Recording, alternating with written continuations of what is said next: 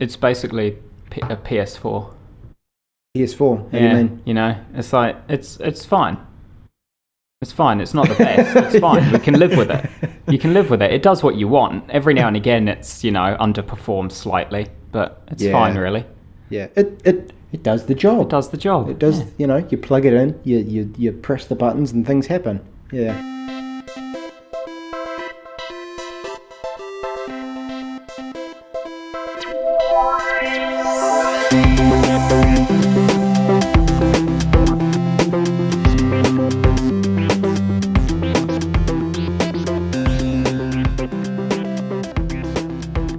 Good evening, it's 6:52 and welcome to the Sleepy Time New Zealand podcast. You're joined by Anemi. My name is Abe Foster. No, it's not, it's the Overcast Gamer. Welcome back to the Overcast Gamer show. We are recording in the evening, which is why everyone's a little bit, the energy's a little bit down. Nice sultry voice though, Abe. It was man. It was very Radio New Zealand. And it's 10:52 Welcome. p.m. and my name is Kim Hill. Yeah. Welcome to Concert FM. This evening we're going to be listening to a suite of Chopin, followed by Some Bach. some Johann Sebastian Bach. Yeah. Brilliant. Who are you guys? I'm Regan Harper. I'm also here, and I thought you were going to say you're Regan Harper as well. I am. Damn. No, that's Regan Harper. I'm Regan Harper. No, I'm Balthazar Valentine, and yes, tired. Yeah, it is we're evening recording time. this one a wee bit late due to, I'm not going to lie, I was hungover. So there you go. That's all out there. That's kind of the long and short of it, really, wasn't it?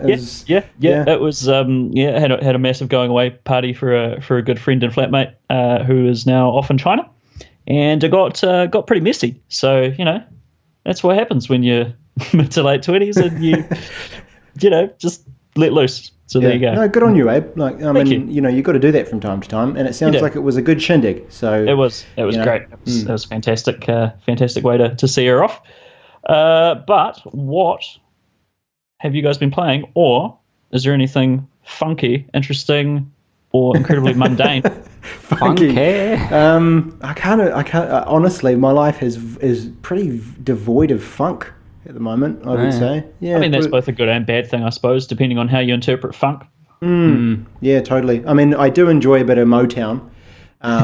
So nice. Nice. Yeah, Motor City. Yeah, big time. What about you, Balthazar? Anything? What's been going on with you? Not a lot. No. Not a lot, no. Trying to keep myself alert with this bottle of Coke that I obtained. I saw you with that. I was kind of, because, I mean, it's in a plastic bottle, and the vending machine here does not serve plastic bottle Cokes. It does cans. It does cans. So what's up with that? I took it. I took this bottle. It doesn't belong to me, but I'm drinking it. The only thing better than free Coke is free Coke that was obtained via ill-gotten means. This is going to be played back in a court of law. Yeah, everything you do and say here at me, Microsoft. The bottle belongs to Microsoft. I'm not kidding. You've got to explain this. It's there was like a conference or a course or something sponsored by Microsoft, and they supplied beverages. And part 1 has taken place, but part 2 has not yet. So all the remaining beverages would be reserved for part 2. I see. So this is one of the beverages that belongs to Microsoft that is for part 2 of the conference. And they were all left on my desk. So basically these were entrusted to your desk for safekeeping until this conference happens, and... But why my desk? I'm the one with the problem with these drinks. I suppose if they're on your desk... I did advise the person who put them there that I made no promises that when they returned, everything would still be there. I think long as they you've given thought them... I was joking. But I did advise them ahead of time that I made no promises. Your British humour everyone just assumed exactly. That, they couldn't tell. I mean, Regan, you saw the pile before we came in here. Do you think it's going to be noticed? No, honestly, it's a big fucking pile. And the thing about those conferences anyway is that they'll take that pile and they'll put it on the long table covered in a sheet of paper that's for all the food and drinks and things, and people will probably not consume all of the drinks anyway. So Yeah, I'm okay with it. And this isn't, this is just the latest in a long line of Coca-Cola things that I've acquired. Do you guys know when the Fix that used to be Star Mart or something, and then they rebranded to the Fix? Every now and again they do those promotions where get 2 big bottles of Coke for $7 and you get a glass, like a themed, like they did one for the Olympics. They've got one at the moment where it's a Coke glass, the size and shape and the design and everything embossed on it of a Coke can, but it's That's a glass cool. to put. Yeah, it is cool. I wanted one. And I've got like an Olympics one as well, and a few others. And frequently they do these things, and Kyle and I collect them. Kyle legitimately goes in and buys two bottles of Coke. Wow. And gets a glass. And while he's an unwitting accomplice, really. He's not deliberately about to, distracting the person admit behind the counter a serious while I crime take here? them. It just happens. There's a difference between grabbing a bottle of Coke that someone left and on your just desk shoplifting. and just You can't shoplift something that's free. It's the Southampton and It's free. and It is. coming up. It's free. The sign says free, Yeah, but you need to buy the Coke first. but it doesn't say that. It says the sign is free when a purchase of 2 or more bottles is made. Doesn't Yeah, say so- by you. Kyle's making the purchase Oh my of 2 God. bottles. Oh, you're am grasping taking at the straws glass. there, mate. That's not going to hold up. Nah, To it be is honest, fine. I think you could probably get away with arguing that if Yeah. you needed to, but But I won't ever need to because this isn't going any further than this. So, aside from the fact that it's going on the internet. Did it? and Well, being did it actually immortalised- happen, or again, is it just my? Is it just you? Is it just my brand of humour? Yeah, true. We'll probably never know. It's a good story though. Yeah. We'll caveat this with I'll show you my allegedly. glasses. Yeah. Yeah. I'll show you my alleged glass collection next time you're over. I suppose Pretty it's sweet. like Sylvester Stallone won a bunch of boxing fights in the Rocky films, but he never actually fought anyone. So it's a similar situation. Yeah. Fiction.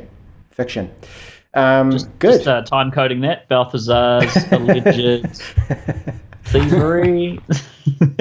Nice one. All right. What have you guys been playing? Because I haven't been playing a huge amount. Just Prey. I'm up to 29 hours into Prey, and it's still chugging along, and I'm still loving it. So I don't really have much more to say, except it's a great game. Is it keeping you obviously it's keeping you engaged in a certain way? Is it the story? Is it the mechanic? Because the gameplay loops seem all pretty straightforward and things. Yeah. What do you think it is that's capturing you?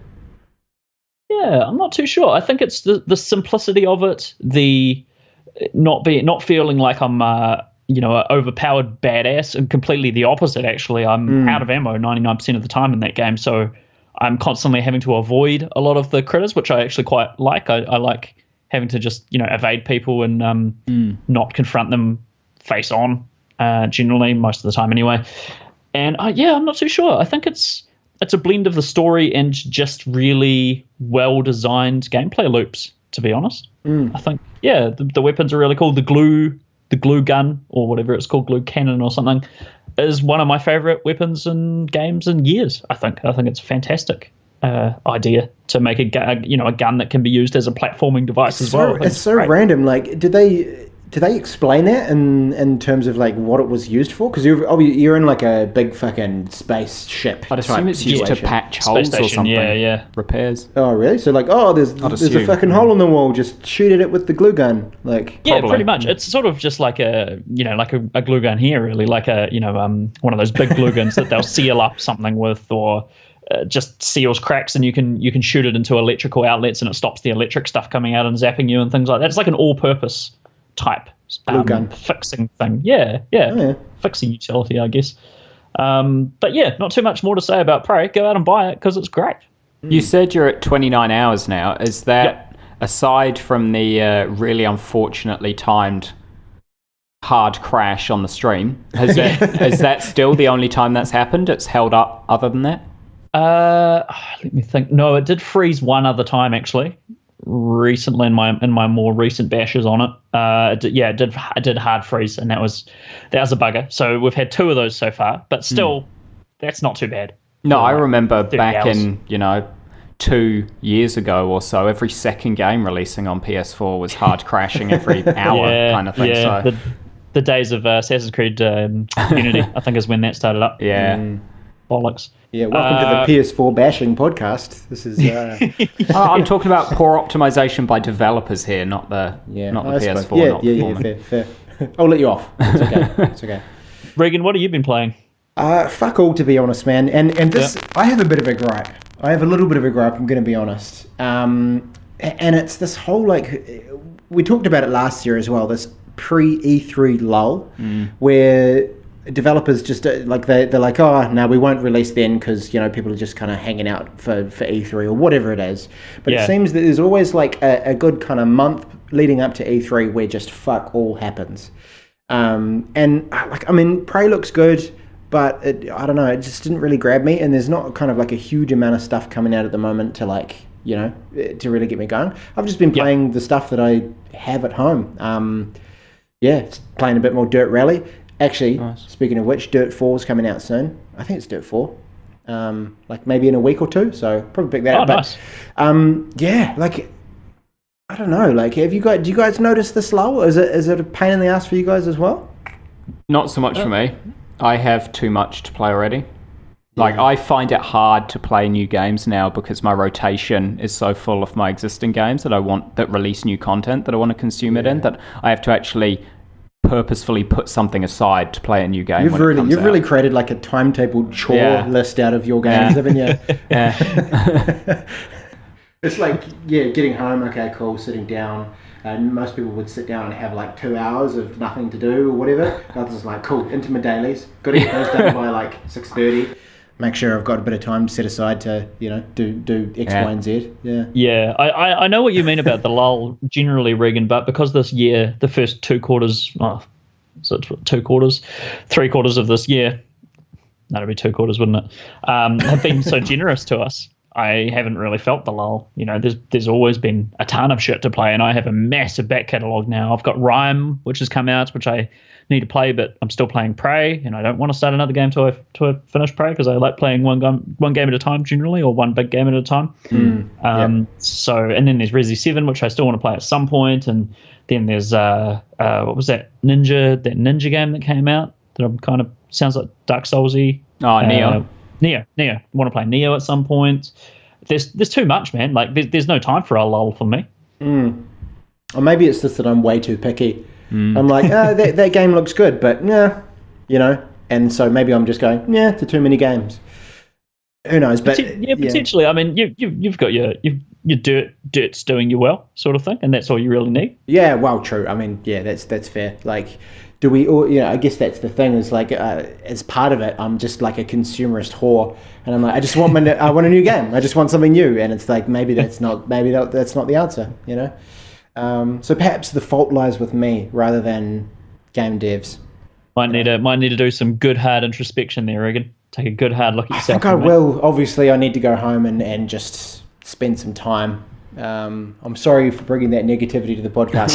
Hey, what have you been playing? Well, I've already gone through what I've been playing. Prey, and nothing else but Prey. Classic. We did talk about how it's been a long day. Yeah, so, it has been a long day. Balthazar, what have you been playing? I've been playing a few things again, but just the usual smattering of stuff. I put some more time into PlayerUnknown's Battlegrounds since the last pod. Last time I couldn't talk too much to it because I only played, a few rounds. Played a few more rounds now. Got my first win, my first chicken dinner. Probably like 10 more or something. Oh, yeah. Nice. Been playing a bit of Duo, queuing up with Hannah and playing through that way. It's very fun co-op kind of thing because it's just you feel simultaneously stronger and weaker because you know that you've got someone with you to help you, but at the same time you know that everyone else has someone with them to help them. So you're looking out for two people, even though you're not, because you're both looking out for two people, because you're looking out for each other as well. You feel like there's more responsibility because if your partner dies, you are fucked because everyone else has a partner kind of thing. So even though you feel stronger, you also don't want confrontations because it's very easy for them to become, stacked against you sort of thing. Right. So yeah, no, it's still really fun. You know how you talked I remember you saying last time that like you get dropped into this map and then the map slowly gets smaller and smaller, and you have to kind of does the location, sort of like the end location as it gets smaller and smaller, does that diverge on a different point on that map every time? So it will essentially you can kind of predict where it's going because it will typically shrink towards the center of the current play area kind of thing. Like it will often offside it slightly, but what will happen is at the start, the first closing that comes in will typically cut off a corner of the map, and it will, slowly from there zoom in towards top left, top right, bottom left, bottom right, middle, kind of thing.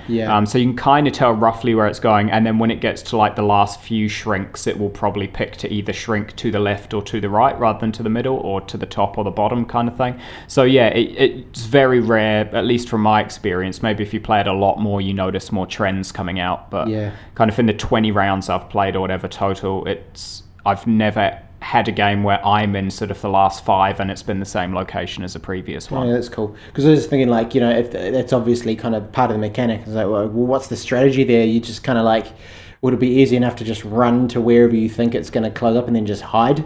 But I guess if it's different every time, then that's, it's a different thing. In the duo mode, Balthazar, have you come across people who've lost their partners and they're just sort of wandering the earth pointlessly? I believe so. But you kind of can't tell. Ultimately, the only group you can tell is your own. So you can see your partner on the screen. They always have an icon over their head, but no one else has anything to indicate that they're in a group together. So we've come across a person walking along on their own. It's possible their partner wasn't dead. Maybe they are just off somewhere. Like they decided to, there were 2 buildings, so they each decided to go into a different one, and we happened to be in one of them or something like that. Like you can't tell if they have a partner nearby or if they are just on their own. I don't know is the answer. I have encountered people who are just running along on their own, who I assume their partner died, but it's possible they were still around somewhere, just not helping. I choose to take the darkest possible interpretation of, the existential crisis style of, my partner's dead and now I just wander the earth with no meaning. I'm just going to find like the most open space I can to run through and hope there's a sniper around. Hope someone kills. It's very much what happens though, because when you're on your own, you kind of just want it to end so you can queue again. There was a round where Hannah and I ended up dropping out of the plane and landing in 2 drastically different places. Somehow we dropped out at the exact same time, and I was like, all right, we'll head to this area. We started heading down, and I was like, holy shit, there's a lot of parachutes around us. Like, this is going to be a combat zone. She interpreted that as abort, find somewhere else to go. So I land in the middle, surrounded by the people. And I'm like, where are you? Like, looking, and I noticed the icon on the map. And I'm like, you're fucking miles away. And she's like, I thought we were leaving. I was like, no, I was just warning you there was going to be a fight. So I run into a building. So in other words, like don't never like run into a knife fight with Hannah. She's just gone. She'll abandon you. Everyone ran through the nearest door to try and get stuff. I happened to run into a room where the only thing in it was a smoke grenade, and I'm like, oh, fat lot of fucking good this thing's gonna be. See 2 guys running down the hallway towards me, so kind of hide behind the corner, drop a grenade, drop the smoke grenade, and when they run in, just start punching them. They're shooting everywhere, missing me completely because the smoke grenade. I managed to knock out one of them, couldn't kill him, but knocked out one before the other one shot me. And as soon as I was dead, Hannah's just like, well, all right, and just runs and jumps off the nearest cliff trying to clothesline someone on the way down, because it's like there's nothing. If you're on your own, you do just feel like there's no point. But it's so brutal. It was the whole time I was kind of stuck in this building screaming, being like, get over here, we might be able to like beat these guys and grab their weapons if you get here. So she's just sprinting towards me as fast as she can, but I'm dead before she gets there, so she just keeps sprinting basically.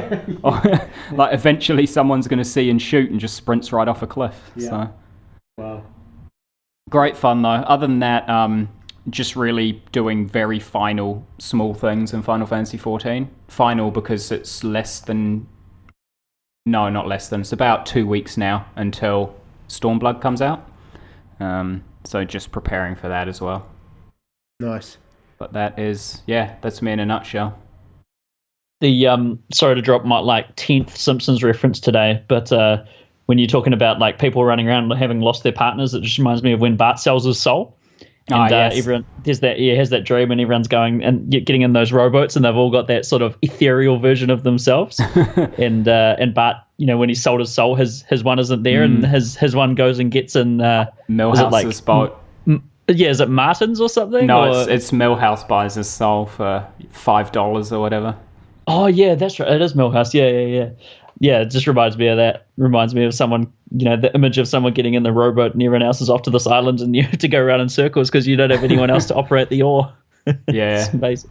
But that's pretty much what it is. You just feel like anything you do is only going to get half done, so you stop. Brilliant. Well, that's everything you've been playing there, Balthazar? Yeah.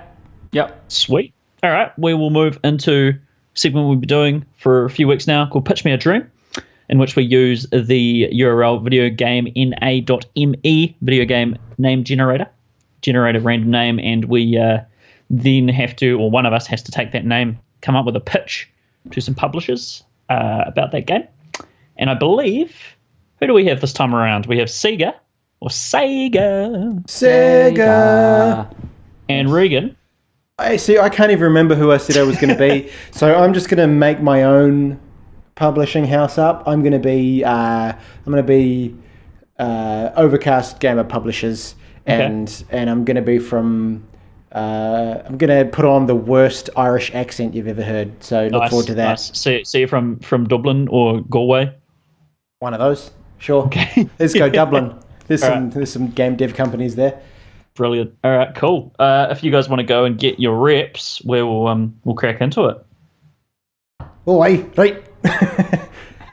Let's hear your pitch. Let's hear it. Okay, cool. Thank you very much for joining me. Overcast Gamer Productions, is it?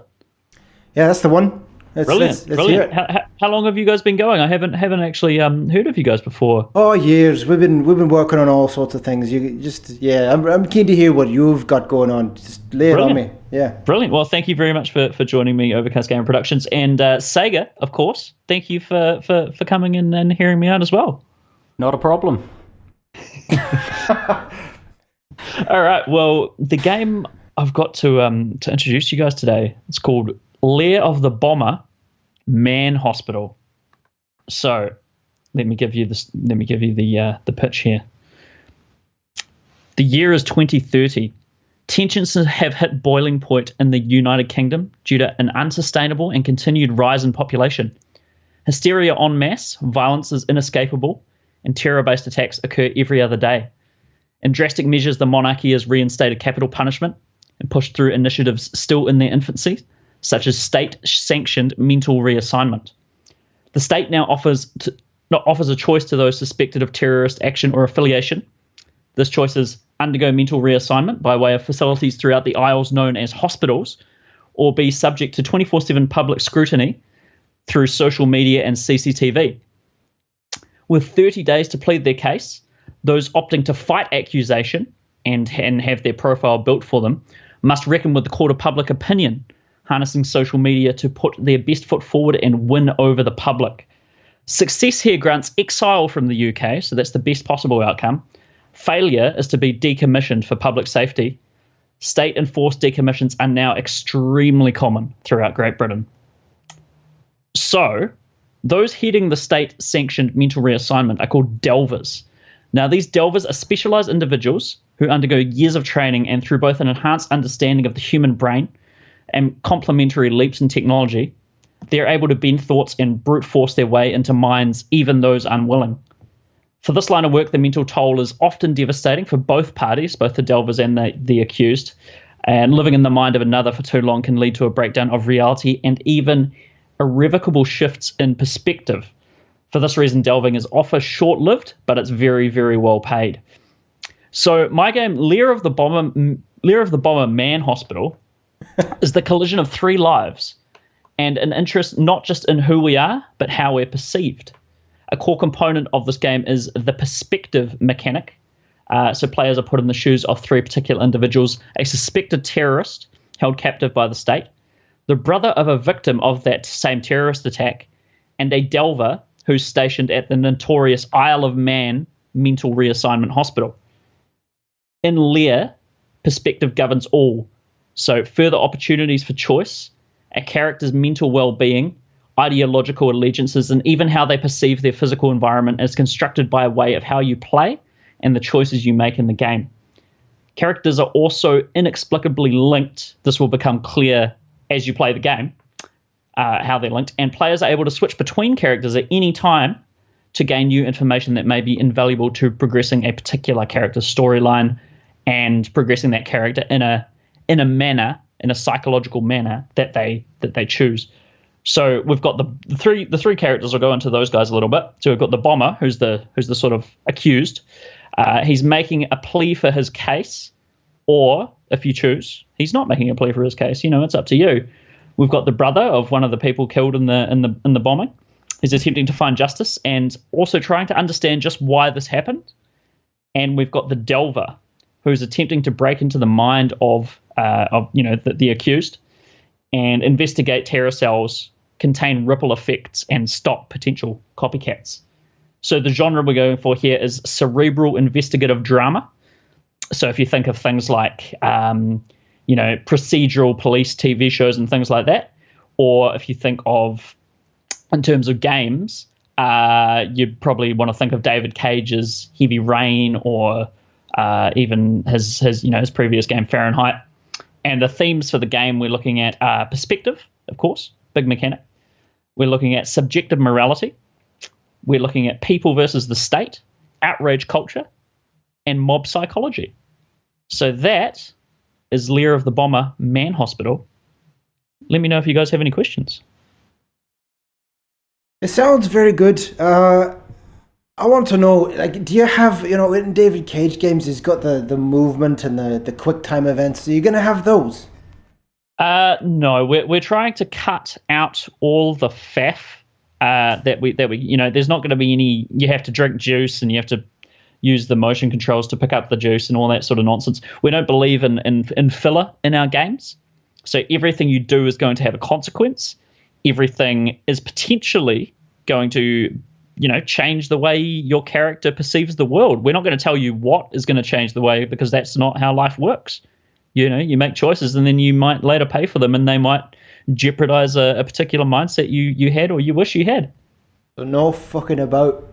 No fucking about. That's absolutely correct. Cutting the faff. Gotta go fast. I like it. We here at Sega, it sounds narrative-driven story. A lot of story. Very. I decided to go with the voice. Don't know what the hell it is yet. Nice. We're a big fan here. Quick gameplay. Fast. Yep. What's the core gameplay loops?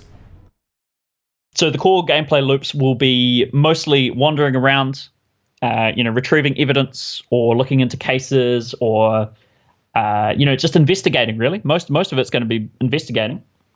And you say wandering. Have you thought sprinting? There could definitely be, depending on your character, depending on who you play as. If they're that sort of person, they'll definitely be able to sprint if you want them to. If they're that sort of person, if they're not someone who ambles through life, if they're someone who needs to get to place to place to place and constantly keep their energy up, totally, we'll have a sprinting mechanic. Nice. Now, something we fear with narrative games is repetition, or not repetition, replayability, but through repetition, maybe. What have you thought about that? If the story's set, even if you've got choices, surely there's going to be a set number of endings. People want to go, they want to play and keep going. What have you thought about that? Is it going to be replayable? It's absolutely going to be replayable. So, actually, the way in which, so we've got a bit of a multiplayer component, although it's asynchronous multiplayer.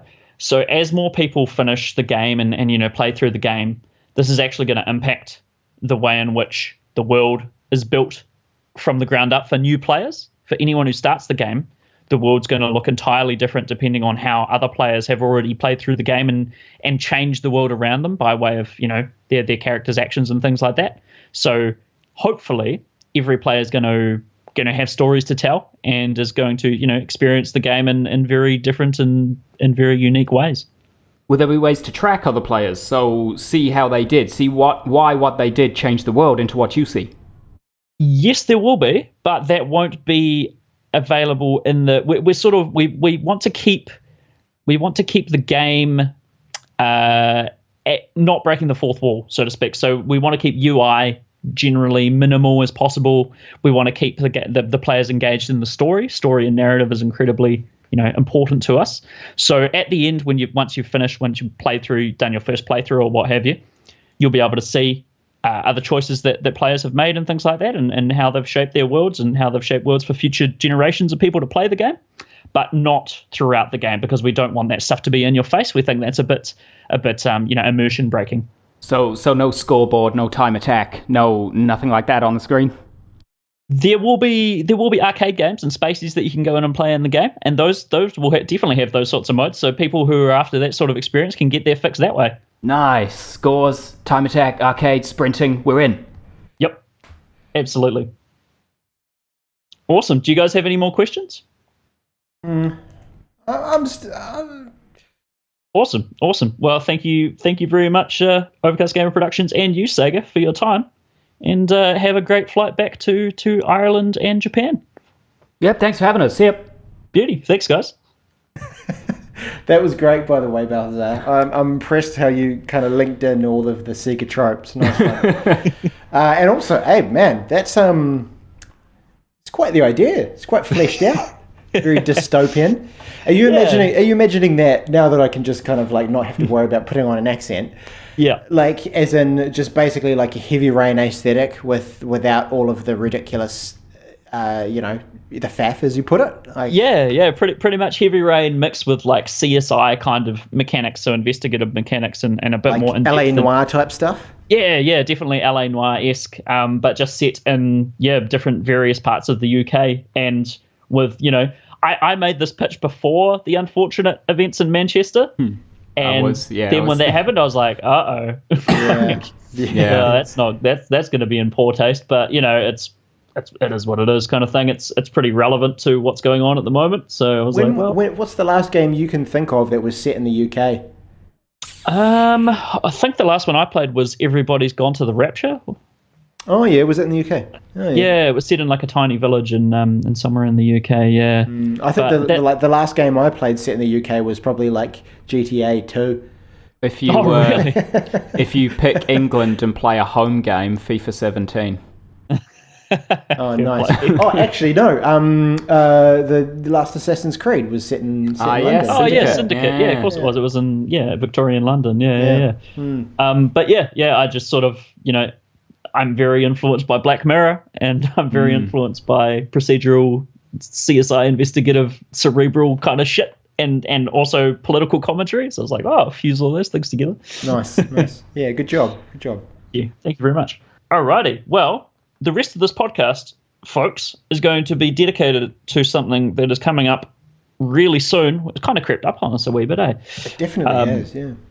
E3 is happening on the I believe it's the 14th of June for New Zealand, 13th of June for the rest of the world. Starts on there, and I think it ends on the 16th.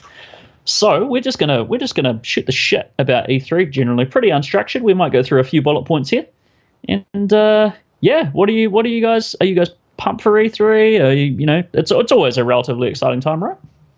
Yeah, I think so. Depending on the kind of gamer that you are, like I'm not sure that there's a whole lot there if you're like full PC Master Race and you've got your like for example Balthazar. I don't know that you're that excited for it, right?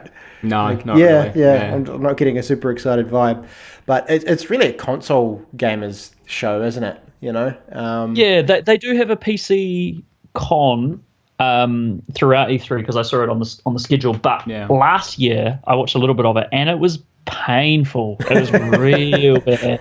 Like, they just didn't. No one really knew what to do, and I think maybe it was the first one or something, and it was just getting those teething problems out of the way. But everyone was just super awkward, and it was real painful to watch. That's kind of a thing, though, isn't it? Like at a lot of the early game conferences have all been notoriously awkward. Last time was it last time or the time before that was Bethesda's first time doing it, and that was a shit show. So everyone's first time's not great. That was terrible. I remember that con was like a 4 out of 10 or something. Like that con was a con. It was nice one. Yeah. It was the Bethesda Banshee was last year. The woman who kept screaming during Elder Scrolls Online. Yeah, man, she made a name for herself, though, didn't she? Totally did, yeah. I didn't hear anyone else use that moniker online, so I think Mike made that up actually. So Mike can take all the credit for Bethesda. Bethesda Banshee. Yeah, Great, it's a great title. So I suppose we'll run through the cons, and you guys tell me if you're excited about any of these. So the first one up is Electronic Arts. I've noticed that they've adapted their old name again. They seem to be wanting to be called Electronic Arts more than EA nowadays. I think they're just trying to trick people into thinking they're not the same company. See, I guess they're trying to go for they're trying to be more distinguished and Right. Electronic Arts. Right. They'll use some sort of joined writing in their logo pretty soon, some sort of cursive. So yeah, totally something. But to me, when I hear Electronic Arts, I just think 90s games. Yeah. Yeah. I just think Need for Speed 3 and just flying up into the air, having a head-on collision with someone going the wrong way around the track. Yeah, it's great. But what are we expecting from EA? Lots of sports as per usual. I mean, I never watched that, but I always fast forward past the sports because I just really do not care. It'll be cool. Another iteration on FIFA where you can twiddle the ball in a different way or something. Yeah. Madden. Did anyone ever play that FIFA story mode thing that they released with the young up and coming London guy? We talked about it a bit last year, and I don't think anyone did. I heard it wasn't great. Oh, really? Yeah. I think Balthazar and I joked about it being so real that you have to navigate which tube to catch to get into the city. And... That would be great. The reality of being it. Yeah, wonderful. To be honest, maybe that's why it wasn't well received. Maybe it was just going just being at football practice and then being at next week's football practice, and it was none of the real life in between, and that's what everyone wanted. Yeah, probably. I don't know. We don't know. None of us played it. So. You couldn't skip practice because you went to the clubs last night and you're tired. Yeah. You're on too many pingers. Yeah, totally. But I mean, what do we got? We got there's Battlefront 2. Yeah. Yep, that's the big one, and that's the one that I'm really hoping they learnt their lesson with Battlefront 1, because that wasn't a bad game. There just wasn't much to it. There wasn't enough to it, for sure. It was a demo, really. Yeah. It was a demo, yeah. And hopefully Battlefront 2 will be the game that was demoed in the first one. I would hope so too. Yeah, I mean, they need probably at least twice as 3-4 times as many maps, which theoretically we'll get if it spans all of the generations of the franchise. Yeah, totally. So, and I mean, I remember my biggest thing with that game was that the guns just didn't feel diverse enough, and they just didn't have enough punch. So there's plenty they can do better. And yeah, do we have a release date for that? This year. Do we? That's a good question. Hang on. This year. Entertain yourselves, listeners. It feels to me like a Christmas game, eh? Like a game. I think it's just because the last one was as well, wasn't it? It was like a November we do have a release date for that one. That is November 17th. Nailed it. I feel like it's probably the same date as the previous one. Possibly. Maybe there's some significance to that in Star Wars world. May the 4th. Yeah, wait, no. No. Not quite. Yeah, but Battlefront 2, I mean, to be honest, whenever someone says that to me, nothing ignites in me. There's no fire in my heart for that game. It might be all right, but I'm not in the slightest excited for it. Yeah, there was for me when that trailer first came out that showed there was going to be a story this time, and there were going to be space battles and things. That spark of hope ignited again, where I was like, please be what we wanted Battlefront 1 to be. But there's been no gameplay or anything since to actually prove whether or not it will be. So no, I'm still... Yeah. I guess that in a way that's a good thing, because it means that when I think about Battlefront 2, I still just think that initial story trailer. So I'm still like, oh yeah, no, it looks like it's going to be good. Yeah. Because you think about all the really cool Star Wars games we've had in the past, and Rogue Squadron is the one that springs to mind. If they take Rogue Squadron and just make it in space and modern, they can win-win. And, some shooty, and you're away, They should remake Shadow of the Empire. That'd be my old one that I'd want to see. That was the one on 64, eh? Yeah. Yeah. Where you played as Ban Folo. You didn't. I don't know his name. He was just a dude who looked kind of like Han Solo but wasn't him, and flew a ship that looked like the Millennium Falcon but wasn't. Yeah. Well, it sounds like a dirty like $2 shop ripoff Yeah. of one of those bootleg toys or something. I'd be keen on Jedi Academy, like a new iteration on, because that game is awesome. It's so good. But yeah, Battlefront 2. The only other thing, Balthazar, this sounds like you, Dead Space 4, Dead Space here. Do you think they're going to bring back Dead Space? It's just like, so we wrote down what the conferences were going to be to have a think about what sort of stuff they might announce that would, that we'd be excited by. Yeah. And really, when I think EA and I try to think of something good that's had their name on it in the past, Dead Space is the only thing that comes to mind. Right. But then, because 2 and 3 were getting progressively more EA each time, I thought, well, if they do announce Dead Space 4, it'll be Dead Space-ier. Yeah. More dead, more space. Real dead and real spacey. Yeah. Do you think it's too early to reboot that franchise? No, if it's someone else. Right. So if it's still EA, yeah, it's too soon. It's only been like 4 or 5 years since Dead Space 3 came out. If Visceral partner with a different publisher to reboot the franchise into what they always wanted it to be without EA's yoke, trying to make it an action game and add microtransactions and shit, then, it doesn't even need to be a reboot, just a new game in the franchise that's not Isaac Clarke and isn't, it's been a long time, forgotten, the monoliths or whatever they were, there were multiple. You find out as you went through that there were lots. Kind of one of the ones that you encountered, the main one you encountered was man-made. It wasn't even the original kind of thing. So there could be lots of these other things in other galaxies or whatever that humanity could be in. Or you don't even have to be a human. Like, it'd be cool to see aliens becoming necromorphs and you're an alien. There's a lot in the universe that could be explored. It doesn't need a reboot, just, not EA. But then if it's not EA, they won't announce it at their conference. So. Yeah, and I think EA owns Visceral as well. I'm pretty sure Visceral are essentially like an internal, because Visceral are currently working on that Star Wars game. And EA obviously owns Star Wars, they have the license for Star Wars. So I'm pretty sure Visceral are owned by EA, and they're essentially an internal studio at this point by EA, kind of like BioWare, unfortunately. But nothing else I can think of from Good Buds EA with the James Bond villain CEO Andrew Wilson, who will turn up, the Australian guy.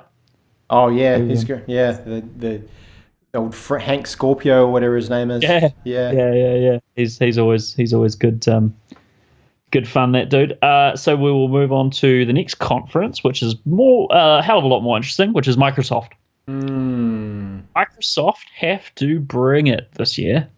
They have to bring everything. They're close in my mind to just not having any IPs I even give it the remotest of a shit about. Yeah, so close.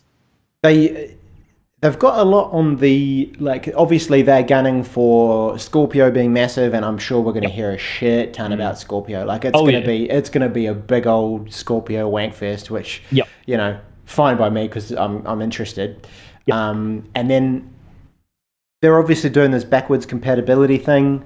So more about that. Do you reckon they're going to push that hard? The old what the hell is it called? Game Anywhere. Wait, what was I thinking of? I was thinking of Game Pass. You're talking about the PC compatibility thingy? Yeah, that's right. So, I mean, maybe they're trying to fill the gap, and they realize that, hey, shit lads, we haven't got that many new IPs under our belt. Maybe we just kind of flick the switch and put everything on, everything that's come before it. Give everyone that. That'll keep people happy, right? They could turn it into a Wayback Machine, so you can play everything from the previous gens. That's cool. That's a cool way to keep them going. But I think there'll be a new IP. I've got most of my cards riding on a new IP from Microsoft, because I just can't imagine them not bringing a new IP. It's just was Spark, it'd be so disappointing, Robot. And not enough. What was that? Spark Bully Robot, was that not enough last year? Spark Bully Whatever, Robot. that was that new IP they did. Recore. Yeah, there you go. Yeah, all right. It's like, what the fuck are you talking about? I don't remember anything the about it. 6.3. Yeah. 6.3 out of 10. Yeah. That's where the 6.3 joke came from, I think. Yeah. There's got to be a new IP. What would you want to see from Microsoft? I can't even, like, for a new IP, you mean? It's a new Yeah. IP, so you can't even think. It doesn't exist. Yeah. What do I want to see from Microsoft that doesn't exist? Don't know, it doesn't exist. I would love for Yeah, but- Microsoft to rock a platformer or some sort of action-adventure game like Uncharted style. Oh, yeah. Yeah. I think that'd be cool. Anything that doesn't involve shooting. I was just going to say, excited. like, I'm I excited. bet you it'll be a new IP and it'll be a fucking shooter. Like, It's a shooter, man. It'll if it's the only way they can get away with doing a shooter is if it's like a Portal 2-esque, innovative, interesting puzzle shooter. Then I'll be like, yeah, sweet, I'm all for that. But yeah, not sure. Not sure we could. What about Crackdown 3? I just thought of that hasn't been mentioned for ages, and that was kind of like a big thing because that was going to tout the Xbox a One at the time, the Xbox One's cloud processing power. Why was that going to be a big thing though? Like, I mean, aside from doing that, I don't know anyone who's like, you know what I used to jam the hell out of back on the 360? Crackdown 1 and or 2. Like, no, nobody cared. Yeah. I think it had a wee bit of a cult following. I played Crackdown 1 and wasn't too kept by it. It was all I remember about that game is like you couldn't get away from people. There was just enemies shooting at you everywhere, and it was relentless. And it was just tiring. I just didn't want to play it anymore because there was people shooting at me 24/7. yeah.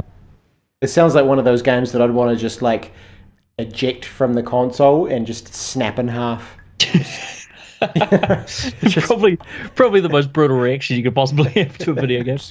Come up with the one reason I've now just thought, because I've never snapped an actual game in half. Really? I would spend $2 on Battleborn to snap a PS4 disc in half. You've got to put it in and try to play it Yeah, first. put it though. in and then take it out in disgust and snap it in half.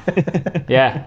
No, there you go. That we figured it out. We had that conversation on the street. I didn't figure out what it had to cost to be worth it to me because I saw it for $2 and that wasn't worth it to me. Actually, yeah, $2 to snap it in half. To snap it in half. Worth it. Yeah. Worth it. I'd pay $2 to buy it for a prop or something, you know, and a piece of video content, or that's what it's worth to me. To snap in half in the video. Well, yeah, to snap in half, or just to have as like just a game that you need to. If you don't have a game on hand and you need to film a game or like a case or something like that, there you go. It's worth a case. It's worth a plastic case too. How much do coasters cost?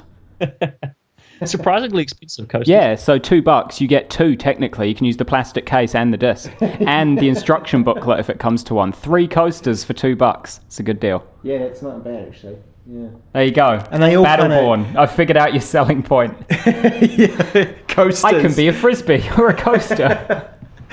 Brilliant. Poor old Battleborn. I mean, you mostly deserve it, but yeah. It's, So we know that. We think there's definitely going to be new IP. Yep. There has to be more Sea of Thieves because that is coming out pretty soon. That might even be coming out in June. I'm trying to Really? see.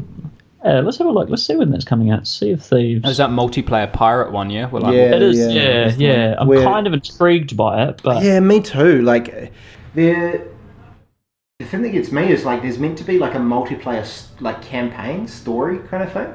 And Yeah. I'm not quite sure how that would work. Like how that seems like a new kind of idea to me. Like there's obviously MMOs and things, but you know, the MMOs are MMOs. This is kind of something different where you have like a party and you know, I'm intrigued by the idea behind it. And MMOs, the stories never really been multiplayer. Like, yeah, there'll be instances where you need someone, you know, you need to go in with a group, but the actual story will always just assume you are the only person there who's actually doing anything. Like, yeah, there's never been a truly multiplayer story in a game. I don't think. So I read the website and that's where I got that wording from. Like this, multiplayer campaign kind of thing. So that's intriguing.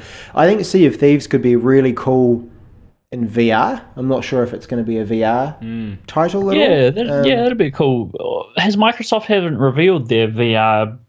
Well, they've wherever they stand with that. That could even be the C3. Like they could reveal true. their thing, like whether that's VR or a portable home AR system or Yeah. something. Could be like, here's Scorpio, and it's fucking like grunty as hell, and it also runs our sweet new VR getup. Yeah. The what was that? What's that tech that's kind of been pushed to one side? The HoloLens? Yeah, that thing they was had going on. badass. What's that? Did you guys actually see what that thing did? It was incredible. Nah.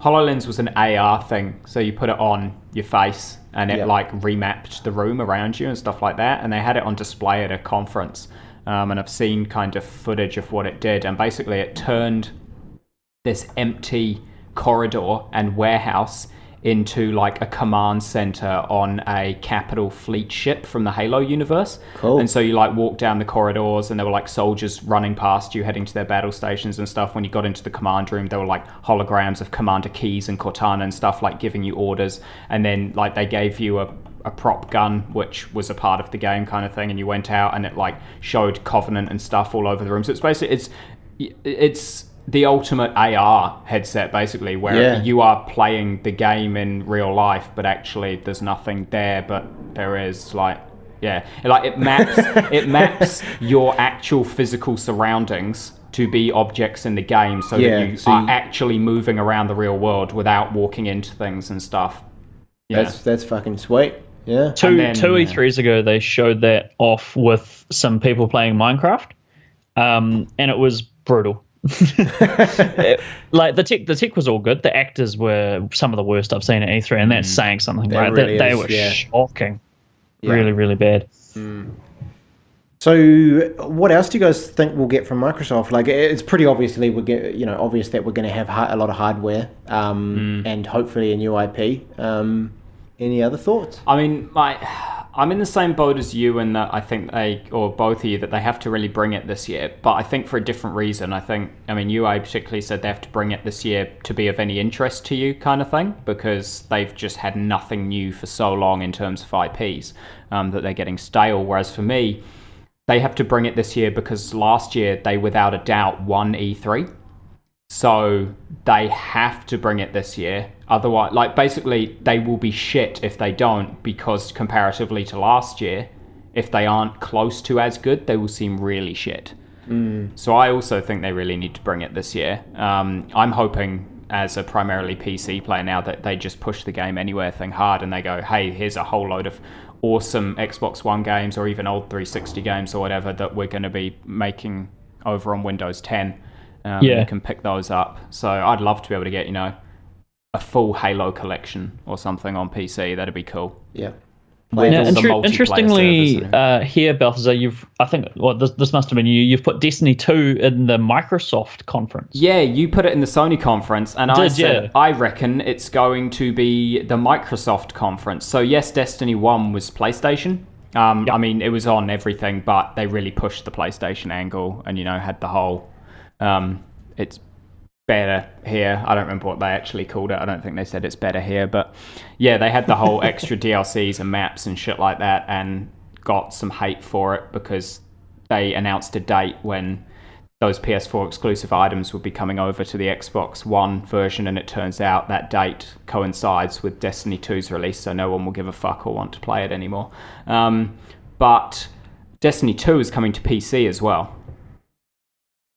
That means that now like 2/3 of the platforms it's coming to are Microsoft platforms. So I think it's in the Microsoft camp now. I think it's good. Even though it's not coming to it's not coming to the Microsoft store, because it's coming to the Blizzard store, because Bungie they're Activision Bungie and Blizzard is Activision Blizzard, so they're both part of the same parent company. I don't know. I think Microsoft, not PlayStation this time. Though also, maybe I'm just saying that because if it's Microsoft, not PlayStation, PlayStation will have to fill that slot with something else, and they'll give us something else good.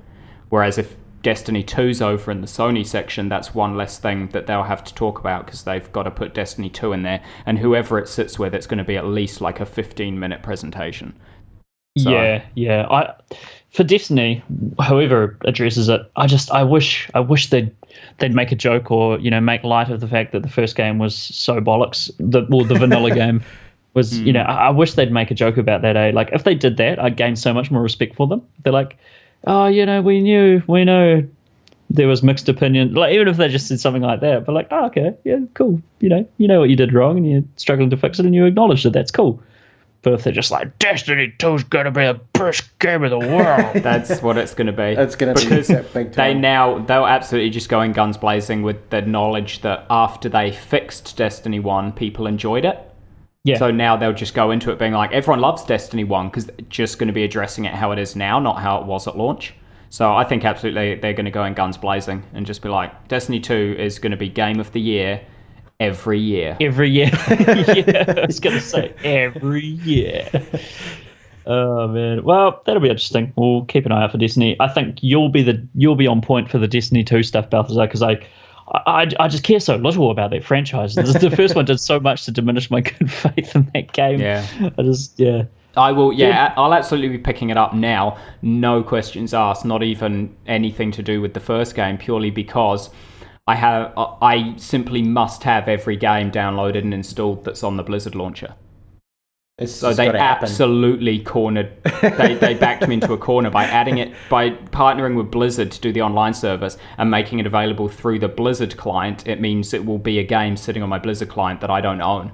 It'll be the only one there that I don't own. You can't have a grayed out logo on your Blizzard client. So I absolutely, it's been confirmed. I have to get it because I'm just, it's OCD. I can't not. Yeah. So. Well played, Microsoft. Or, whoever it is. Bungie. Yeah, whoever ends up taking that one. All right, we'll move on to the. You were going to say Bethesda, weren't you? I was trying to figure out a way to put it. Let's say, the one that everyone has pretty low expectations for, just in general. Even, do you guys have lower expectations for this than Ubisoft? Are you less excited about this than Ubisoft? I think. I care equally little about both, but I would be less surprised if Bethesda was a monumental fuck up than if Ubisoft was. I'm actually impressed that they're doing their own conference this year. Yeah. Like, what are they going to talk about for an hour? The Elder Scrolls card game. Oh man, that's so boring. That's out. It's out in the wild. Oh, it'd be a DLC pack for it. Yeah, nice. Anything worse than a card game DLC pack. You couldn't get me any less interested in something. They'll have, obviously, the Morrowind thing, and there'll be a whole bunch of shit about that. Yeah. They have to. In fact, no, I call it now. I was joking. They have to do an Elder Scrolls card game thing because the Gwent game is coming out soon and they need to compete with it. So they need to revamp it and announce that they're bringing a whole load of new content to it and making it desirable. So they will. They'll have to talk about it. Yeah, totally. That's really unfortunate. Hopefully they only spends 2 minutes on it and not. How long did they spend on it last time? It felt like forever. on the card game. Yeah. Yeah, I think it was Elder Scrolls Online, and what was it, the card game, or was it Elder Scrolls Online, or both combined? I think it was the card game went on for like a good 20 minutes. I think they went through and showed every single piece of concept art they'd ever developed for it. Yeah. Just what everyone wants to see, concept art. Brilliant. Yeah. Imagine if they came out of nowhere, though, and were like, new Elder Scrolls, new engine, it's going to blow your mind. Oh, man. Elder Scrolls 6. That'd be incredible, but I just can't even imagine a world where that happens, Regan. Yeah, I mean, it won't. I'm just putting it out there, but yeah. But there is one thing I'm excited about, which is Wolfenstein Colossus, or that tiny Easter egg in Bethesda's presser last year, where they started up with the DOS prompt screen and they ran through a bunch of code, and one of them said Wolfenstein Colossus. So hopefully, I would be very surprised if there's not something about Wolfenstein Colossus or whatever it ends up being called. Which is awesome, because that Wolfenstein New Order is great. It's a great game. Free-to-play mobile game. It's pretty good. Free-to-play mobile game. Yeah, Wolfenstein Colossus. Fallout Shelter, but Wolfenstein Colossus. Wolfenstein. You have to like take care of your Nazis and make sure you're all hydrated. No, it'll be a top-down tactics style game. So you'll still be Jay Blazkowicz, but you have to move your squares around and confront the Nazis. Jesus! I'm calling it. Like a Hitman Go, but yeah, like that, but in Wolfenstein. It's killing my hype right now. I was slightly hyped for Wolfenstein Colossus, and now I'm rethinking it. But yeah, I reckon there'll be at least a trailer for that, and if not, some gameplay demonstration. The other thing I just thought of, which is Quake Arena, that hasn't come out, right? I've seen enough banner ads to indicate that it's playable now, like that you can download it and play it for free Right. on PC. Like I've seen banner ads everywhere. Oh, really? So I think like recently, so if it is out, it like only just came out within the last week kind of thing. It might just be in an open beta, but there's been a lot of play now banner ads. So There you go. That slipped me by. I think that's all. Like, do you guys have anything else for Bethesda? Yeah, new engine, please. That's just Yeah, I mean, even if they devote like half an hour to talk about a new engine, they're like, we don't have any new games, but here are all the things that look at this leaf blowing in the wind in our new engine. yeah, and look at the facial It animations. only implodes twice during this cycle. Yeah, this is all in engine, and then a big freeze screen. You know, yeah. Even if it froze, it was like, well, good on you guys. You're trying. At least Yeah. you're trying. Like, you know. keep working on it. Yeah. Guy walks past in the background. This is all in engine. Man walks past. Dave, get out the shot. We're pretending we're rendering this on a computer. Yeah, and we've got of course, Pete Hines will be most likely be hosting it unless something has happened internally and something's happened to him or he's done something to someone. But yeah, he'll be hosting, and you know that guy is a scary dude, man. He's got those like crazy eyes, eh? Like He does. yeah. He just looks perpetually pissed off. I don't know what it is about him, but yeah, No. I wouldn't want to meet him in a dark alley. That's for sure. He's a terrifying looking middle-aged white man. Is strange, but all right, we'll move on to Ubisoft, which I've seen more and more people online calling Ubisoft, which just really makes me mad because guess what? The word's not ubiquitous, it's ubiquitous, so say it bloody right. The word isn't graphic, it's graphic, but people still say GIF. Yeah, fair enough. Ubisoft. So Ubisoft, first one we've got, which has already come out, which I'm kind of excited by. And Regan, I think you mentioned you were as well. Far Cry 5. Yeah, there's already been that sort of cinematic trailer that Balthazar is like shaking his head like, you fucking dickheads. Do you guys remember Far Cry 1 and 2? When they I came love out Far Cry like 2. quite far apart from each other and were good games that were quite different to each other because they'd been Yes. lovingly crafted from the start and weren't yearly annualized sequels coming out. When did Far Cry 4 come out? That must have been 2 years ago, right? It's been a while. It's, for sure. That was the one with pink suit, Yeah, Acacia face. Raybon Khan. That's not his name. Penn, Sean Penn. No, that's not his name either. Sean someone Penn, right? Yeah, Troy I think Baker, it was. anyway. Yeah, Whoever it was, it's Troy yeah. Baker. Troy Penn. Yeah, it's been a while. But then we had Far Cry Primal in Yeah, between exactly. that, so Oh, Like- true. I completely forgot about that game. Yeah, it's annual. It's the new, like they're pretending they're learning by being like, Yeah. no Assassin's Creed this year, Yeah. but secretly, you know, they think they're slipping by unnoticed that they've done a Far Cry every year since they took over the franchise because it was 3, and then the next year Blood Dragon, and then the next year 4, and then the next year Primal. True. So yeah, since they took over that IP, they've been doing one every single year. I don't know. The setting is interesting to me just because it has some really interesting political, themes and questions that could be posed. Being set in Montana in the USA, being set in a very religion-oriented part of the US. I don't know if they're not shy to tackle those subjects. I reckon we could be in for some really cool shit. Because the writing in Far Cry isn't bad. It's just boring. It's like, Was clever that you could win 4 like instantly. yeah, that was really cool. That's the one where you hung You about. just wait. You just did what he Yeah. asked you to do. Yeah. You just Yeah. waited for him to come back.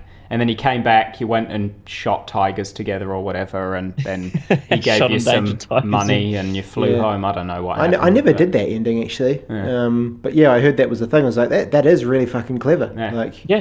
Yeah. Do what They he have asks some you to really, do. really interesting. I've always loved the way they write, descriptions and things like that in the Far Cry games. They're always really, really witty, really well written. They've got some great writers on there. It's just the actual game is just boring. Like It's just map markers and just ticking Yeah. things off, eh? yeah, exactly. It's just a big laundry list of things to do, and you're just like, oh god, here we go.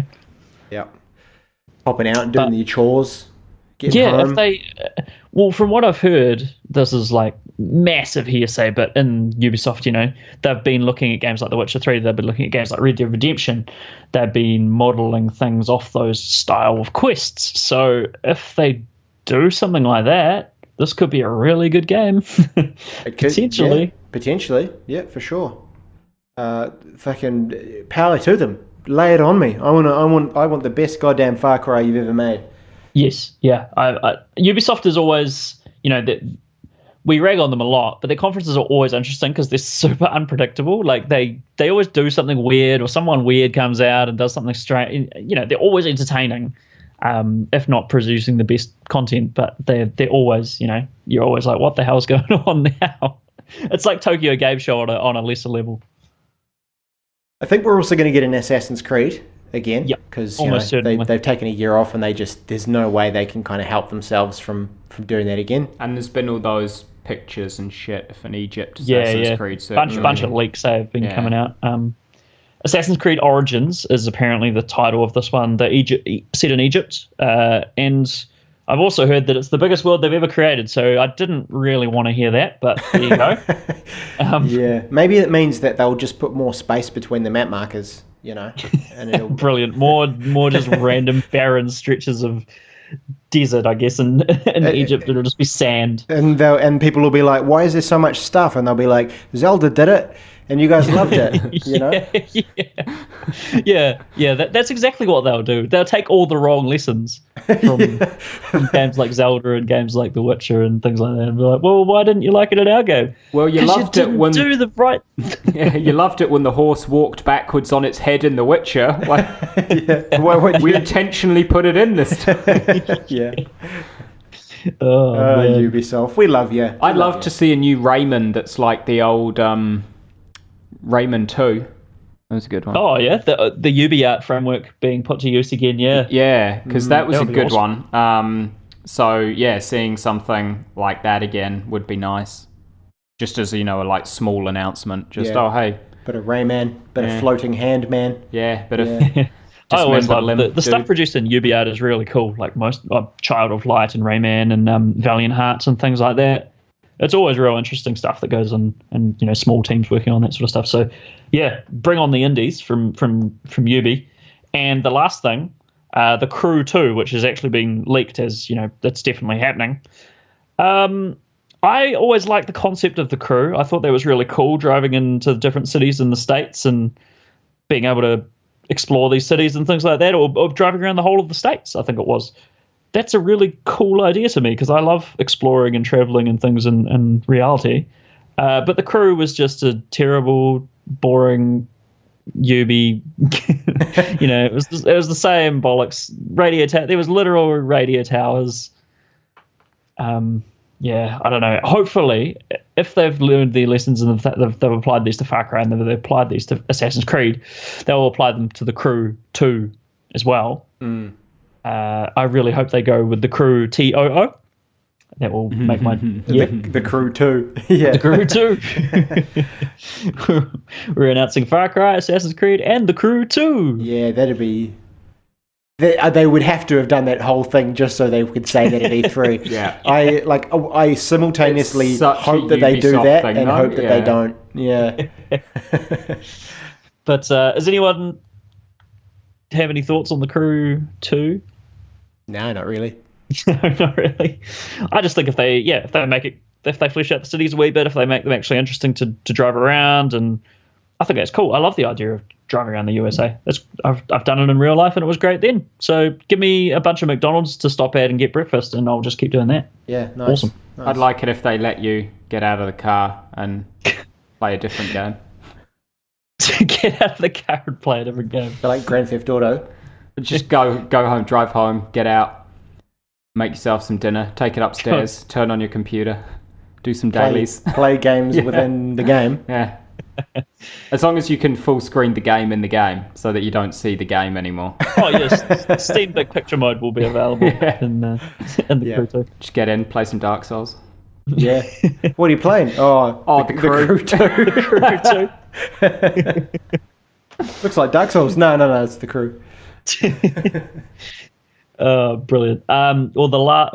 Second to last, Sony, the big boy, of course, the one with the most interesting IPs for me and you, Regan, and Balthazar. You know what you do care about. You care about Sony, I'm imagining, kind of thing. Yeah, I mean, PC doesn't really have IPs. All the IPs I care about are Sony ones. Yeah. So we'll go through a few Sony ones because there's bound to be some cool shit. We'll just start with The Last of Us 2 because I don't think that's going to show its head at all. I think they're elbow deep into development on that one.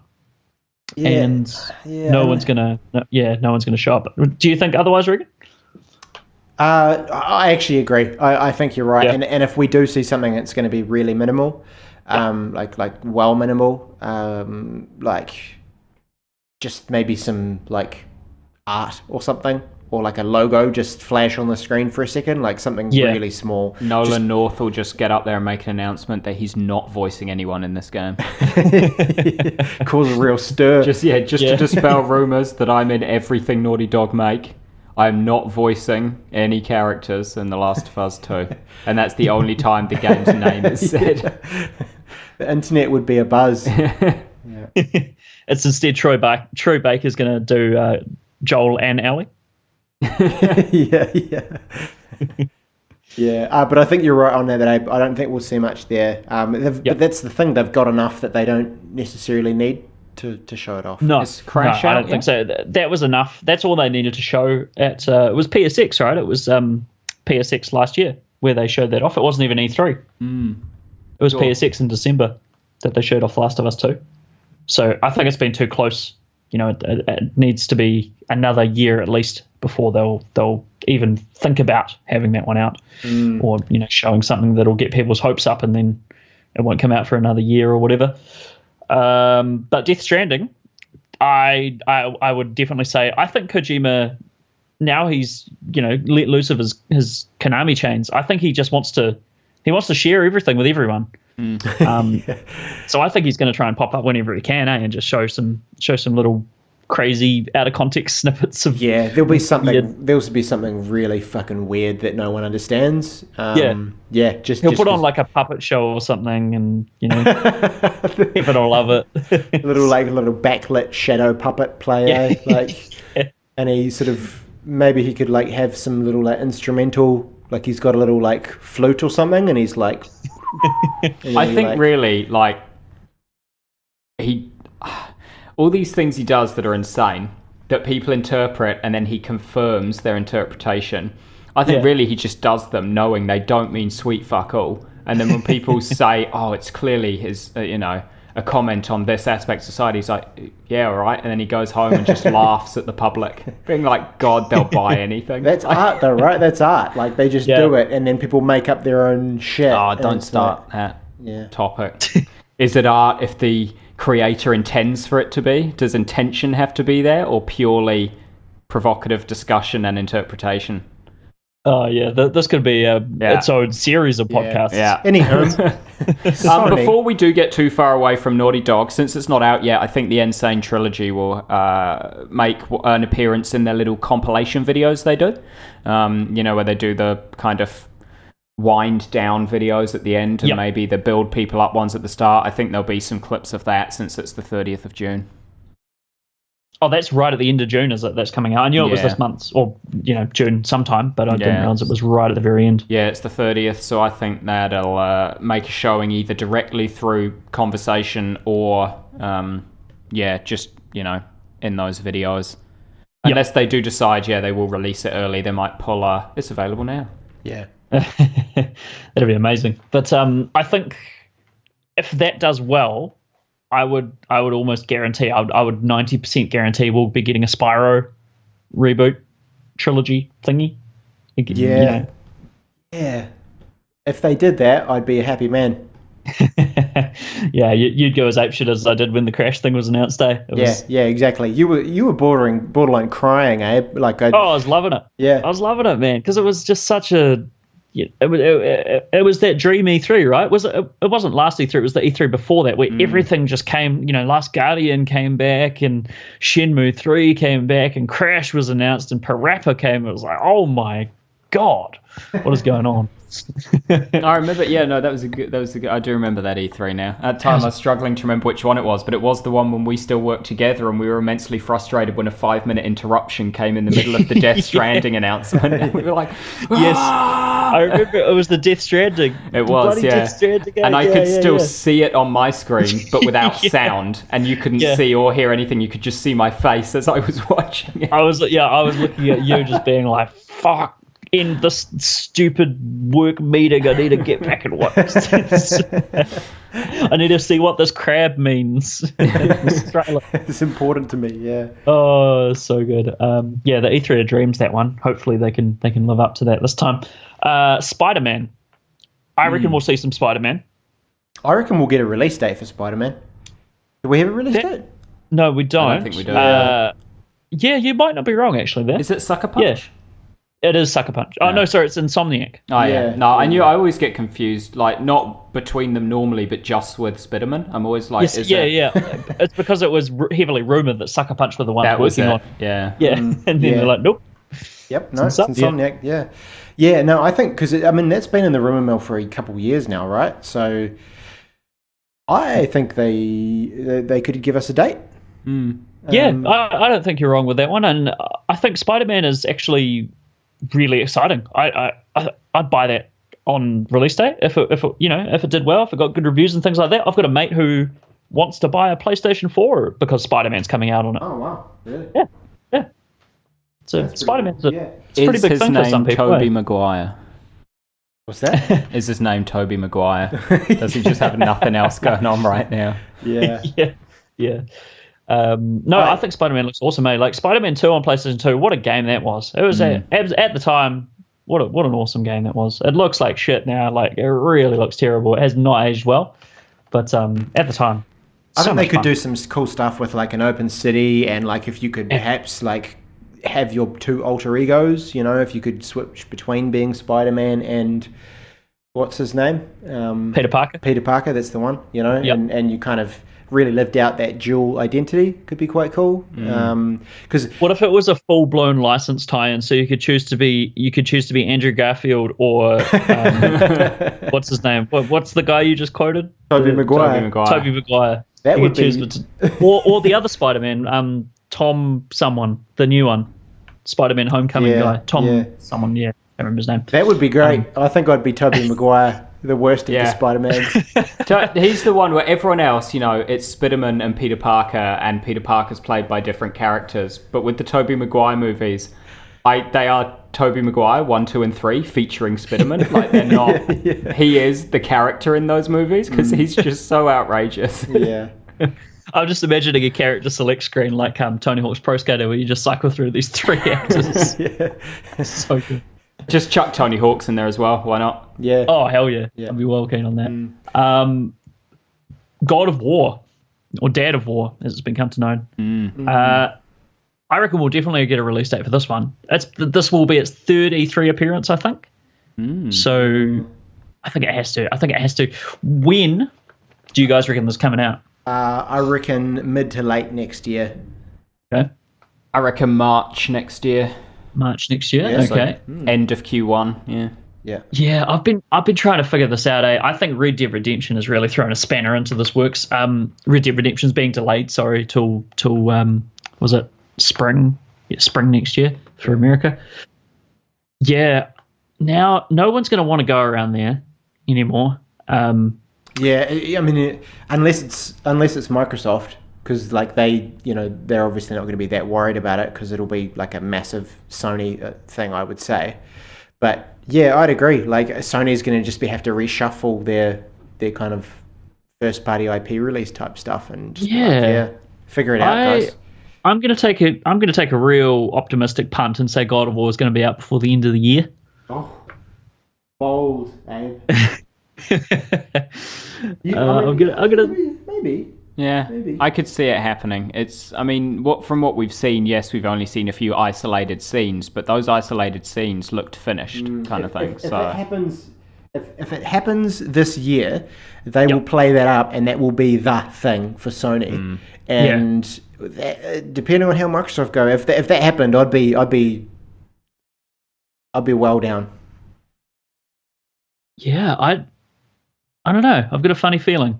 About God of War. I think it's ready. To be to come back into the limelight. God of War 3, man. When was that? That was like 2008 or something. Like Yeah, remastered every year since. Every year since. Yeah, game of the year every year. Spider-Man as well. Let's just go back there for a second. Do you guys reckon that'll be within the next 6 months, 12 months? July. Next year? This year. In a month. Yeah. This year. That's even more optimistic than my bloody God of War prediction then. I reckon let's double down it and go. They'll be like, Spider-Man, get it now. You know. Oh, bollocks. But it's your mid-June. No, because we already know what June is. All right, it's going to be July, and it's going to be the free PS4, PS Plus game for July. Oh, man. That's just silly. Everyone would be so disappointed. And then it will turn out that it's not the Spider-Man game everyone's been waiting for. It's the Spider-Man game. And it's totally different. I was going to bring it up, but it's very weird that you keep calling it Spider-Man. It's fun. Yeah. Same as how you don't call robots, they're robots. Robots. Because then it sounds like you're talking like a dude, Robert. Yeah. I just think of Robert Zoidberg from Futurama. Yeah. Robots. Days Gone, the game that sort of no one really... That's the weird, like, county hick zombie game, isn't it? Where it looked like you were just playing as a cross between Daryl from The Walking Dead and that dude from that Highway to Hell motorcycle game. Holy shit, I can't... That's such an obscure reference, man. I can't believe I picked that up. Yeah, oh god, what's that game called? It's absolutely terrible. They're like 2 out of 10. I'm not sure about the game. Like, from what they showed off, it just looks like kill the hordes, and I've played a trillion of those games. So yeah, well, exactly. I think that was the kind of the big issue with that game, was that like they didn't market it particularly well. I think of that E3 where they it was just kind of like, cool, he's got a motorbike and he kills zombies. Like, the zombies do look particularly fucked. Like, they don't just look like people who have just died and come back due to a virus. No. Every single one of them is very deformed. So they looked. They reminded me of the I Am Legend. Where they're kind of inside out. From that movie, yeah. It was a good movie. It was a good movie. Yeah, it's got an even better ending in the bonus features. But anyway, I'm not that fussed about Days Gone. Yeah, I don't really care much either, to be honest. It's could be right. Move on. The final one that I have, Sony, and you guys need to let me know if you've got anything else, is Detroit Become Human, which is what I'm waiting for. Quantic Dream and David Cage, a sort of Blade Runner looking multi-choice, multi-narrative thingy. I'm really excited about that. I think it's going to be awesome, and I think it's going to be mid next year. I'd actually kind of forgotten about this game, to be totally honest, and then it came up in conversation today, and I was like, I'm going to check that trailer out again. And then I remember watching this trailer and being a little bit confused by it, I think, when it first came out, and that I was like, okay, cool, you're an android, you're talking down an android. Okay, all right, I'm starting this whole thing again. What's happening? And then I was just kind of like, and it was over, and then I had to watch it another couple times to be like, oh, so it's like multiple endings and stuff. Okay, cool. But it looks cool, but I feel like I'd want actiony bits. Like, I wouldn't want it all to just be like... Oh, there'll be as much action as you want in QuickTime events. Yeah, well, exactly. I'm not it'd be nice to and you can replay them with multiple parts. Yeah. To have some hands-on action would be great, but I don't know. I don't think it's going to happen. Yeah, I think it'll be cool because Detroit is a really interesting setting, especially nowadays, because that city is just this weird abandoned ghost town, but it's like this monster city. And also just, the idea of AIs and Blade Runner and, what is what is sentient, what is consciousness, all that sort of stuff is really, really interesting to me all the time. So I'm well down for this game. David Cage Even if is it has the David reason. Cage's weird human interactions. But I mean, his weird human interactions translate perfectly into a game about androids. Yeah. Totally. So he's just in his element with this one. But yeah, I think they'll definitely Is it show. is it the game itself, Abe, or is it the ideas that it's exploring that you get you excited? It's definitely the ideas more than anything. But I've had a blast with Heavy Rain, and from what I played of Fahrenheit as well. Sure. So Heavy Rain was, a lot of it I was laughing at it, to be honest. but I still had a really good time with that game, and thought it did some pretty interesting stuff. So yeah, no, I'm definitely down for Detroit. I'll be well keen to follow that one, and I think they'll at least show off something to do with it. Probably some actual gameplay this time. I think they just showed a sort of sizzle reel last time. Yeah. Cool. But that's all for Sony, unless you guys can think of anything else. I think we'll get a little bit of Red Dead Redemption in Sony's. You reckon? Yeah, just a smattering. I don't know. Maybe another trailer. Trailer would be cool. I feel like we've been spoiled with the screenshots. You reckon? Yeah, like it feels like I'm fine. Like I'm fine where I am at the moment. I don't need any more because that's just tided me over. They're like, oh, it's delayed. But I was like, not Maybe- that surprised. It's yeah. Rockstar. It's always delayed. Yeah, totally. Well, maybe that's that. Yeah, I think you're probably right. Actually, there now that I sort of dwell on it, they'd kind of be putting it in our faces a little bit. I think, and Yeah. it's probably not Rockstar style. So No, yeah, that's I fair think call. I think they're going to go quiet for at least a wee while and then just do their own thing. Rockstar, but yeah, I don't know. I'll be well keen if they, I'd love for them to show something, but I'm just not holding out hope for that one, unfortunately. But anything else you guys can think of, Balthazar? Watching the trending stuff, because really it's all I ever see anymore on my PlayStation. When I'm scrolling across to Netflix, I see the what's new and it's got, what's trending and stuff like that. There is a chance that there may be, considering it's like either the day of or 1 or 2 days before release, there may be some Stormblood stuff at the Sony conference. The new Final Fantasy XIV expansion, because Final Fantasy XIV is always trending on PS4. I don't know why. I know it's only started in like the last month or so. Always trending. So it's possible that their marketing people may have caught onto that and been like, here's this thing coming out only on, PC and PS4. PS4 is the only console getting it. Maybe we should let Square do some shit. Since Square don't have their own thing anymore, so if they do have something to talk about, they have to slot it into someone else's. Yeah, if they they might are get a going to little, talk, it would make sense that they talk at the Sony one. Get a little like Square show where they might have some maybe a little bit more 7 remake stuff and some Yeah. some that 14 as well. stuff. Yeah, that makes sense. And because Oh yeah, 7 remake. That, And the do you guys reckon 12 that'll show up? the 12 remake is soon as well, isn't it? That it comes out. 12 remake. Or the PS4 re-release, I guess. Oh right, sure. Yeah. I reckon Square will do something with Sony this Yep. year. There's enough coming out soon from them / in the works that people want to know about that I think they'll make an appearance with Sony. The Final Fantasy VII remake something has to be shown. That didn't show up at the last E3. No. Yeah, there'll be something there. Maybe like another like a trailer or something. I'm all about Yeah. the trailers this year. If I can Yeah. get some trailers, I'll be happy. Trailer me out. I need some gameplay so I know I'm not being lied to. Yeah. But yeah, I think that'll probably be about it for Sony. Okay. Well, the last one we have, which there's not going to be a huge amount to talk about, or Balthazar, you probably have a few things. Nintendo, which obviously they don't do their own conference anymore. They do their live Treehouse or whatever they call it. Is it the Treehouse or is that something else? No, it is the Treehouse. Yeah. It is Treehouse, yeah. So they do their live Treehouse stream thingy. I like parts of it, but when you start the conference off with 2 or 3 hours of Pokemon Sun and Moon, just watching people play it on 3DS, not particularly interesting. Like, yeah, it's a great game. It's not conducive to like Is it, outside entertainment. But Yeah, I don't know if it was an okay game. Yeah, it's the first Pokemon game ever that I've not finished.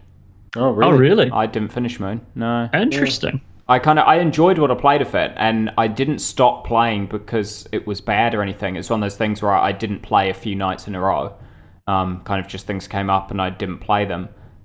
and then I never ended up going back to finish it. And I've never had even like this is the second time recently that it's come up in conversation. The last time was when it came up in a conversation where someone else said it first, and I was like, oh yeah, no, actually I never finished it either. And there were like 3 of us in the conversation who had not finished Sun or Moon respectively, Yeah, whichever I didn't finish it. Yeah. Yeah. There's something about it that like no one I know has finished it. Not a bad game at all, just nobody actually finished it. Really I think weird. it's just more of the same. You know? Yeah, I know they that were- feeling. You get your fill and then you're done with it. Yeah. I tell you what, I would have finished it if it didn't release until now and it released on the Switch. Because one of the things that really bugged me was the number of 4-player battles that were in it. Like where you've got 2 out and they've got 2 out, and every time there were 4 Pokemon on screen. I mean, I've got a new 3DS, like the ones with the beefed up CPUs, or whatever, would still have frame issues when there were 4 Pokemon on the screen at once. Really? It would drop to like 10 FPS or something. That wouldn't happen on the Man. Switch, so I would have played through it on that, because my one gripe that I had with it wouldn't have existed, so I probably would have kept going, powered through. Plus, I would have just wanted to play the Switch. Like now, I'll buy any old shit they release. So I just want to play my Switch more. I'm picking up Disgaea 5 on Friday, 'cause it's a JRPG with intense grinding, so that's like 60 hours of play on my Switch. Done. Yeah. Intense grind. Oh man. Yeah. What else, Balthazar? What are you hoping? You're just more Switch content. Well, both of you guys have got a Switch, so more Switch content, right? Hoping for more. I mean, no doubt they're going to do some ARMS stuff, and they're going to do some yeah. Splatoon 2 stuff. And yeah, I mean, I just chucked on the dock. I reckon they'll have another shitty Apple exclusive mobile thing. Yeah, they'll chuck something out there. I mean, what have they got so far? They've got Mario and they've got Fire Emblem, so there's probably something else. It'll be Zelda, man. They're riding that Zelda train hard at the moment. Yeah, Zelda, something that uses the motion tracking on the phone or the shaking or something to fucking shoot apples out of a tree or I don't know. They'll just have Zelda Run. It'll just be Mario Run, but with Zelda. He's not even known for running. Like just Zelda Swing, you know. I don't know, because it's kind of a weird thing. Like they can't make big grandiose sort of announcements because they don't have a conference to do them in. Like the announcement is literally you notice they're playing something that you haven't seen before, and you're like, "What's that?" Yeah. Oh, a new Metroid. Fuck yes. Like, yeah. Oh shit! Like their announcements aren't announcements. You just happen to see they're playing something, and then you want to see what it is. So you look up after E3's over. You look up the Nintendo Treehouse to see the videos of what they were doing, and go to the start of it to see where they say what it is, and you're like, "Oh, that's cool. I'm down for that." Oh shit! It's a new Yoshi. Yeah. And they have some wonderful video where they go up behind someone and you're like, oh, that's like an 80-year-old woman. And it turns around, it's like, Shigeru Miyamoto. With a shittily and then he gives a big printed shit-eating Mario. grin and does like a thumbs up. And it's all wonderful. Yeah. I do love Nintendo's just ridiculous grasp of human interaction. That's the thing about Similar to Nintendo. Donkey. Like, I have no idea what to expect. I know I want more stuff to play on my Switch, but I don't know what that will be. You know, anything. Like I said, I'll buy any old shit right now. I just love playing it. Like everything. I'll play something that I didn't like again on the Switch because it will be more enjoyable on the Switch because I'm just getting to use my Switch. Yeah, totally. Well, like if it came out at launch, I would have bought fucking Skyrim on it. Because it would have been something to play on it more beyond like what I'd already finished. So playing. you'd be playing Skyrim. Yeah. Well, probably not still playing it, but like I would have given it a good 45 minutes. Yeah.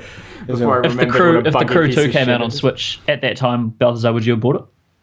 Could I get out of my car and go into my house and play another game? No. Then, yeah, probably actually. I would have bought it. If it released when the Switch released. I would have bought the Crew 2. I never thought I'd hear those words escape your mouth. Yeah, I think it's just like you want to. Once you've got a Switch, you want to just have everything that is out on the Switch. You just want to keep playing it. Like, yeah, I bought all the Metal Slugs on it. Don't regret because they're great games anyway. But you know, if they while they're great games, if they released on the PSN store, I wouldn't have bought them. Yeah. Well, bring it on, Nintendo. Just bring out more shit, and Balthazar will buy it. Yeah. You know. Well, Mario Odyssey, they'll definitely have something from that, right? Yeah, they'll probably have a bunch of people playing that game. Yeah. I reckon, and then they'll just talk about it, and then people will buy it. That's how it works with Nintendo. Yeah. Just Super Mario Odyssey. Give me Donkey Kong. Give me Super Mario Odyssey. Both before the end of the year. I'll go and grab a Switch, Nintendo. Yeah. Hear me now. Nice. That's it for Nintendo, I think. Metroid, you mentioned Metroid. I don't think nothing. there's a huge amount of hope. Nah, it's one of my potentially my favorite Nintendo IP. And yeah, but I have no hope for it having a good new game coming out. I mean, even if there's a shit one coming out, yeah, if it's on Switch, I'll buy it. But I don't think there's anything coming out for Metroid anytime soon. They've released a couple of like botched Metroid games recently, so I think they're having a serious think about what direction they want to take that franchise in now. That weird Metroid like bobblehead game that they released and made everyone angry. Yeah. They should do a Monster Hunter on Switch. Oh, I think they are. I think I remember actually. Really? Yeah, I had a chat with a friend recently. And what did he mention? It was two things. I actually know the other one was Fire Emblem, which you knew, but yeah, Monster Hunter as well coming to Switch. Cool. And possibly speculation. I didn't question his sources or anything. I was just like, that's cool. That would be great. Yeah. But no, the way he said it led me to believe there had been some leak or some news somewhere that a Monster Hunter game was either being ported or made for the Switch. Sure. Yeah, cool. Down with that. All right. Well, is there anything else Nintendo you guys can think of? Nah. People playing games. Smash Bros for Switch. Oh yeah, I would love for them to. If they announce that, yeah. Even though it's same as Mario Kart 8. I bought it and all the DLC on Wii U, but okay, I'd get it again for the 1080p bump. Yeah. 1080p 60 FPS. What was that Smash Bros called? Was that called Smash Bros Wii U? Yeah, it was just called like Super Smash Bros 5 or something. Well, did it not have Wii U in the title? It probably did as well, but I believe it was finally another one with a number, finally one with a number in it. Oh, I might be wrong. Yeah, instead of Melee and all that sort of stuff. Yeah, Brawl and yeah. Yeah, I reckon there'll definitely be a Smash Bros. That's got to be there. I think that's probably about it for Nintendo. Really, you guys think of anything else? Maybe no, nothing else. No. Lots of people sitting in a room playing games, and we'll just have to. I reckon just because you said they started the last one with that Sun and Moon shite, I reckon they'll do it again this time, but with Stars. Do you reckon is Stars legit confirmed? I believe so. Yeah. Either that or I heard it somewhere once a couple of months ago and have said it's confirmed like 10 times since then. I could be the perpetrator of the Stars rumor. I could also be the perpetrator of the rumor that it's getting like early, like what do you call it?